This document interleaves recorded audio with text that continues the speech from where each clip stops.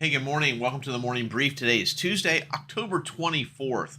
So taking a look at the news for today, you can see that there's no 8:30 news, and we have very limited news today. At 9:45, we have flash manufacturing PMI. This is a red item, so big impact, as well as flash services PMI, also a red impact item. At 10 a.m., we have the Richmond Manufacturing Index, is a orange item, which means medium impact, and that's it for the rest of the day.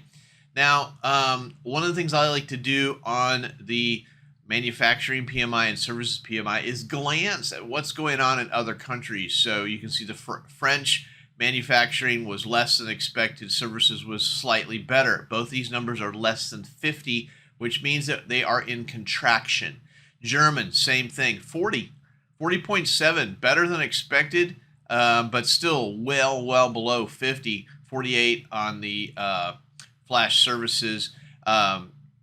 Eurozone overall, very negative. So things are slowing down in Europe. That's the short version. So yeah, it is what it is. We're getting some worldwide movement here. Daily chart, we had our 1, 2, 3, 4, the fifth day down. Let's see if we can, that pattern of 5 will hold, and we'll have an update today. If that is the case, where could we go?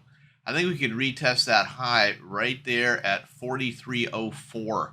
I think we're going to have trouble getting above it. We're starting to have some, backfill that is going to be a problem in the future to get through. So we've got some congestion that's developed really between 42.60 and about 100-point band here of some congestion. So we can get back into that congestion, but I just don't see us having the energy to get through it anytime soon. Downside definitely could take out yesterday's low, 42.12. 4200 is definitely on the docket, and we have a high volume node right there at 41.92, certainly within range. So those where the market could go. Our intraday 60-minute chart on inventory, this one is a little bit bothersome in that you had a big reversal in the afternoon. We went from positive almost 15,000 contracts to negative. It was more than 18,000 in the hole. So big reversal there, and this. I don't know what's going on with price here. Maybe the failure here to continue to go up. A lot of the buy the dippers are going, should have been a bounce day. Maybe not so much, and they're starting to bail out. I don't know, but they were correlated down market, down inventory, so technically nothing to worry about. But this is a pretty distinct reversal here, even though it did mirror price to a certain degree.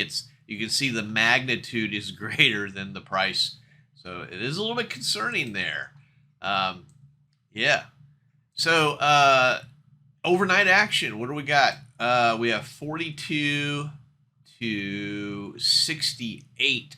So it's about 26 points. It's about a little bit more than average. Average is somewhere between 22 and 25. So maybe just a hair above average. Where do we have support and resistance? So on the top side, we have a big band of resistance here at 42.82. 4,300 and maybe 43.20-ish area support. Got some support at 42.50. Notice that these numbers 42.50, 42.80, 43.20. So the 20s, the 50s, and the 80s are always going to be on the map, as well as the whole number. So just kind of interesting that it would correlate with that.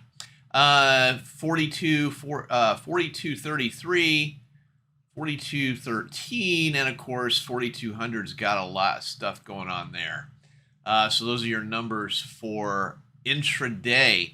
Stock Traders Almanac is 61.9% chance the market will be up. That's from the Stock Traders Almanac. So a positive bias for today. Remember to subscribe, comment, and like. See you guys tomorrow. Hey, thanks for watching the morning brief. Check out my website for more information, oneononetrading.com. Take a look at the Troy levels, a trade location finder for the futures markets. Help you find those levels of support and resistance that are just so hard to find. I also do personal coaching and mentorships. So go ahead and take a look at my website, oneononetrading.com. Thanks.